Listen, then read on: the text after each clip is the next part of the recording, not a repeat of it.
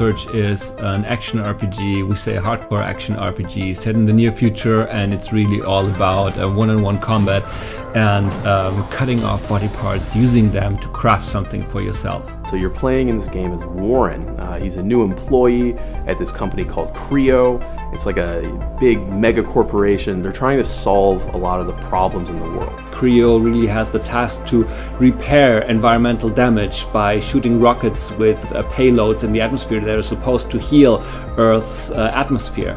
And Warren has just gotten a job here. So he's showing up for work for his first day.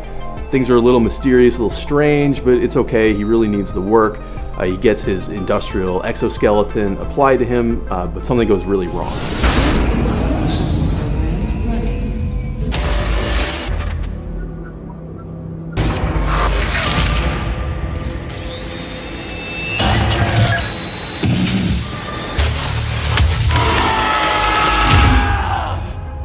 Happens is that Warren, after a blackout, wakes up and is in some kind of junkyard, and everything wants him dead, basically. And so what you're trying to do is help Warren to survive, to figure out what has happened in this place, and ultimately to escape.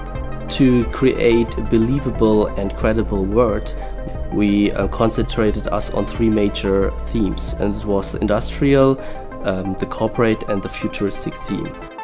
We combined that together to create very exciting and interesting places which are always credible and helps us to deliver our story with a lot of questions about tomorrow and to have very interesting places for the player to explore. What I personally like very much about the combat is the variety that you have. So there's a lot of choice in terms of how you want to play the game. If you really want to play bulky and slow, you can do that. If you want to be very, very fast, then there's also stuff for you in there.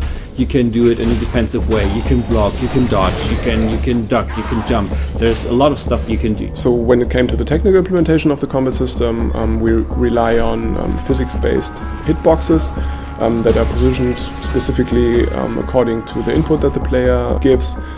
So it's possible for us to really find out which limb actually gets hit by the strike by the player, and it's also the case that the same rules apply for the enemies. It's very, very detailed and also interesting to play with for the player, and it's also interesting for us that the enemies follow the same rules. It's really, really reactive. It's really snappy.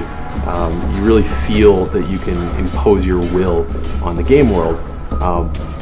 But that's only half of the equation. You know, the other half is that the game world has to push back. It has to give you a lot of challenges for you to overcome. The enemies have to be difficult. You have to learn what they do in order to overcome them. But then that makes the victory feel so much better in the end. It is all about horizontal and vertical strikes, and this plays very well into our combo system, our deep combo system, which is that even within the same weapon type, we have very many different movesets, combos. So it has so many different layers to it. Where you strike on the enemy really makes a big difference in your combat. Of course, that wouldn't work out so well unless you're actually able to target specific body parts, which luckily is a main feature in our game. So you see an enemy, some of his body is armored, some of it's not armored, and then you get to decide, am I going to attack him in a vulnerable area and go for the kill, or am I going to attack him in an armored protected area, damage that armor, chop his limb off, loot it, and then go craft it for myself. That doesn't feel like you're just some overpowered superhero slashing people away or something. We don't have that, and we don't want that. We want really this engagement, this fear in the fight, and the reward is something you take from your enemy in a maybe sometimes very brutal way. We thought about how can we incorporate, for example, his exo rig in the best possible way. We wanted to make it look really heavy, but at the same time he needed to have this incredible speed, and he had this enormous power to him now. What we did was we attached like I think 20 something kilos to our stuntman and made him do even the fastest attacks with it to really show the weight we had there. When it came to the finishing moves, of course we wanted them to be as cool as possible, but on the other hand, we didn't want them to be that, let's say, fancy. We didn't want to have ballet-like or dancing moves in there, but we just wanted to show the brute force of our hero guy.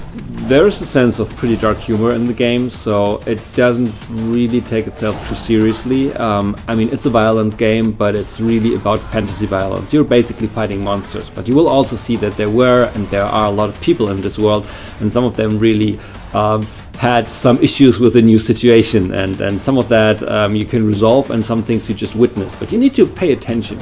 We really try to have different layers of stories. Some of them are really important for you and some aren't, and some just lead you in the wrong direction. But again, it's about exploring, it's about you finding out what it is about. So you really take a look at things, you explore things, and bit by bit the story comes in if you like to experience it that way. So we think there's really a wealth of possibilities in the game depending on how you play it. And we ourselves play it in very different ways at Deck 13, and we really see what you can do with it, but we really don't have any idea what players will do with it. We'll really give it in their hands. So this will be a very, very interesting moment for us to see what other people will do and can do with our game, and we expect to see things that we never thought of, and we think this will be a very, very strong and very important moment for us.